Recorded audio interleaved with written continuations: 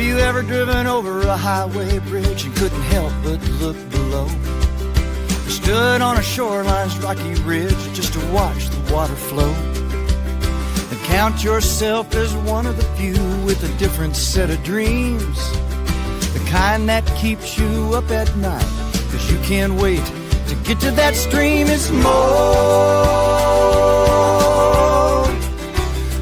than a river. It's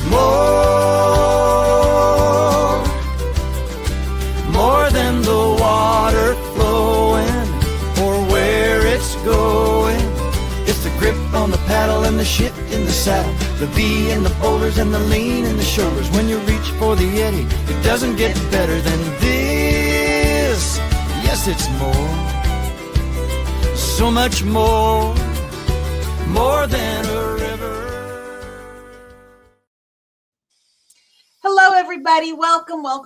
We're doing live conversations with Cross Currents Leadership. We are live on Facebook, Substack, and YouTube for just 15 minutes. We're doing it every Sunday and Wednesday evening here over the winter. We're talking to leaders across paddle sports and outdoor recreation and getting you those golden nuggets, those little bits of information. They're going to help you level up your paddle sports leadership in 2026. Tonight, I am so lucky. I feel so privileged to be talking to my friend Risa Shimoda, the Executive Director of the River Management Society. Thank you, Risa, so much for making time for us. I know you're coming off travel, and I just appreciate your time. My pleasure, Andrew. It's great to be here. Guys, Risa is, in addition to her current role as Executive Director at River Management Society, she is a past Executive Director of American Whitewater.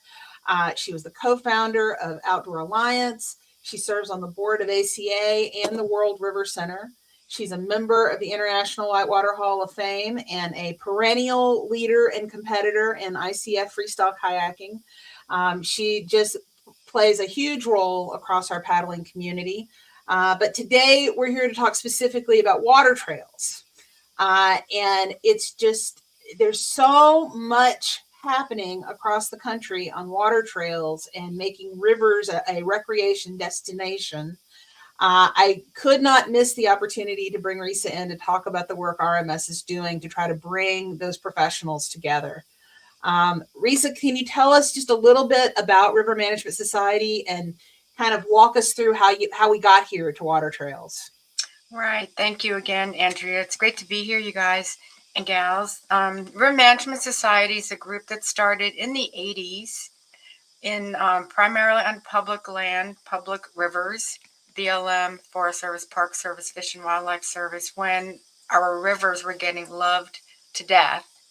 They were dirty, they were crowded, they were kind of a mess, and some river rangers were asked to get together to come up with some protocols that could be used in permits and requirements, just how many people would fit on a campsite, packing out poop, and just using fire pans. All these protocols started with this one of the very first interagency collaborations among federal agencies. So that it was a great success that they came up with, because a lot of Grand Canyon, a lot of rivers look terrific. If you go there now, you wouldn't know that someone was camping there the night before.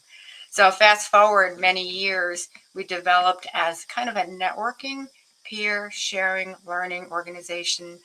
And at the beginning, for the first couple decades, it was federal land managers and river managers. As we grew, I think as the whole area of river management evolved, there were more state scenic river program managers, and then there were water trail managers, and there were watershed managers that had a water trail in them. So as awareness, and on where there was no federal land, there just grew an awareness of what river managers do over there for the BLM or Forest Service. And so what many of the hundreds of watershed managers do today is river management. Their title might be, who knows what their title is, but what they're doing, right.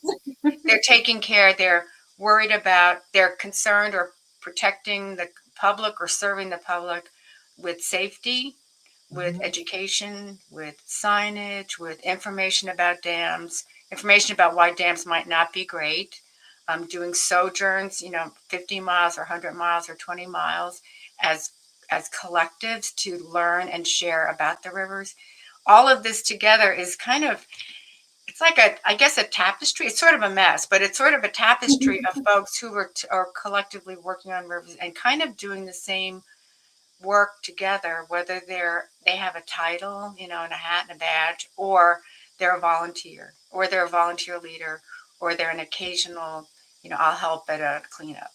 So what we do at River Management Society is try to address all of y'all, all the people who are doing anything like that, with tips to do professional work more effectively, more safely. And it functions still like it did in the 80s as a way for people to learn what other people do who are doing the same thing, but their job title might be different. Well, and I know you kind of did a whole new resurgence of this. How do we bring everybody together a couple of years ago? And I was working on water trails in Georgia and got to be there in the room as the steering committee was pulling a lot of these latest initiatives forward. And it was just so exciting to see that, what we have previously thought of as federal positions, to your point, had evolved into in many places, state positions. But now you also have nonprofit groups and land trusts and RiverKeepers and watershed organizations, and in some cases, grassroots volunteers that are trying to take care of their river, both from a water quality standpoint, a safety standpoint, a recreation standpoint. And depending on their funding, depending on their structure, they may have a different approach to it. But all these professionals were so fragmented as professionals that in a lot of cases, I think people felt like they were trying to reinvent the wheel. And RMS really has created a forum to bring all these folks together to get the best practices. Yeah, and the intent to help people not have to feel like they are reinventing wheels, or they're doing that and realizing it later that they have done that, was evidenced a couple of years ago. It was post-COVID, but it was still when people were searching for content online, but when people were getting used to looking for content online in big groups. We had a couple of come learn about a water trail, and had 100 people show up. It was astounding, actually. It really surprised us. And what we did with that interest, it was from people who, like Nancy Stewart, the state of Minnesota has 4,500 miles of water trails, to, Joe Smith, who would like to develop a water trail in his county and doesn't know how. So it ran the gamut. But because of that interest, we did a survey among those who attended, what would you like to learn about water trails? We came up with a really great list, and those who are interested in helping us tell those stories. And as a result, since late last summer through this coming December, every other month, we are doing every month a roundtable. We do monthly river management roundtables, and every other one we're focusing on water trail specific topics or topics that came from that survey. So the upcoming ones, Andrew's going to show the list, but they are they include. Well, this was one that we did last month, and there's a recording. You can listen to it. You can watch the session. So and you guys, I watched it. There were some really phenomenal, timely strategies that are working right now in terms of how to use social media to help your river program. I did a quick blog on it, so you could watch the webinar. The recording is there. You can get the quick tips from the blog. All those are linked in the show notes. So we want you to have access to those resources. But to Risa's point, they've got them scheduled through the rest of the year. Yeah, so we're going to learn about the proliferation of dam removal, very ambitious aspiration by American Rivers, a couple of folks from American Rivers. And we're going to have May 12th is going to be the coolest ever. We're going to have the forefathers and those who are current involved in the Lehigh, saving the Ocoee, saving the Gauley River, starting releases on the Deerfield and the Pigeon, and talking about a diversion that's in the new Whitewater Park on the in Oklahoma called WOCA. So a lot of people who know a lot of information about why river is coming out of a dam, because it's all different reasons. Also, and then also the voluntary flow program in the state of Colorado on the Arkansas River. So all different reasons. So it's just helpful to know because it's different in different places. Then July 14th, talking to people who have to co-manage a river and the safety and the responsibility, like who do you call for 911? If they're Wisconsin or Illinois on the Fox River or on the Potomac River, where Maryland runs everything up to the high water mark in Virginia. So that's not intuitive. It's specific to those two states, how the state of Utah manages Labyrinth Canyon, which is in a BLM Wild and Scenic River Corridor. So how all those relationships work together.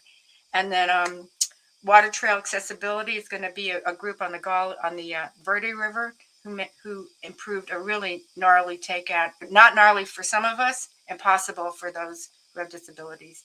And then in November, some of the long, complicated water trail networks, state of Minnesota, Washington Water Trails, maybe Northern Forest Canoe Trail too. We've invited them. So we get geographical differences and definitely perspectives from managers who manage rivers. It's all rivers, and but whose collective knowledge is really worth checking in. And all these are free. All of them are free. Well, and then in addition, if you're thinking ahead, April of next year, you've got your symposium in Arkansas. Yeah, so this is going to be pretty neat. I think whoever's here has heard of the Ozarks, and you may not know anything else, unless you've lived there or paddled there. And it's a beautiful area. And unless you are from there or happen to be in the, kind of Midwest, Southeast, you may not have experienced it. But the folks there in Northwest Arkansas and Eastern Oklahoma are going to be our hosts. So the Illinois River goes from Arkansas to Oklahoma. And I think that we'll do a call for papers in the spring, but I think that we're going to have a great deal of content, knowledgeable speakers about water trail systems, because there's so much interest. There's so many really, really big projects going on, just one of which is in the state of Arkansas. The Fish and Game folks have been assigned to the development of a wonderful water trail system. So they've had the luxury of kind of starting from scratch. So their system concepts and their strategy for accessibility, signage, all that kind of stuff will be really interesting to see. And we're excited about. We do these symposiums every other year, and we're proud to do this and hope that you'll consider joining us. Shameless plug.